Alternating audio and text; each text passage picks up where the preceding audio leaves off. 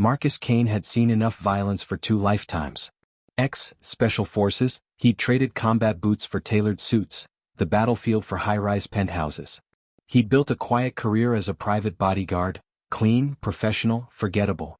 So when Evelyn Marlowe hired him, he expected the usual, discreet surveillance, muscle when necessary, and a paycheck that bought peace of mind. Evelyn was a wealthy widow, refined but sharp-eyed, and her request had been specific. "My daughter, Celine," she said, gesturing to the young woman standing in the doorway. Dark hair spilled over her shoulders, her lips painted wine red. She didn't look at Marcus, she smirked at him. "She tends to attract trouble. I want you to watch her, but only after dark. Only after dark." The phrasing sat oddly with him, but money was money. He took the job. The nights became a rhythm. Marcus followed Celine through neon-lit clubs and shadowed alleys, her laugh slipping through the smoke and music like a knife. Men gravitated to her. So did trouble. Marcus handled both with quiet efficiency, never letting anyone get too close. Still, he noticed things. Celine never rose before sunset. She drank but never ate. Her skin, porcelain pale, flawless, caught the street lamps strangely. And though she teased him endlessly, her eyes lingered on him in ways that made his discipline waver. "You're different from the others," she said one night, leaning against a brick wall, cigarette smoke curling around her face. "Others?" he asked. She smiled, showing just a little too much white. "The men who tried to keep me safe."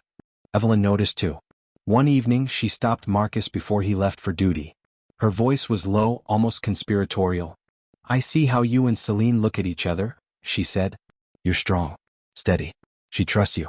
That's rare." Marcus shifted uncomfortably. "With respect, ma'am, I keep things professional." Her smile was knowing. "Perhaps you don't have to. Perhaps you could be more than her protector. Her permanent companion." The words hung in the air. Permanent companion.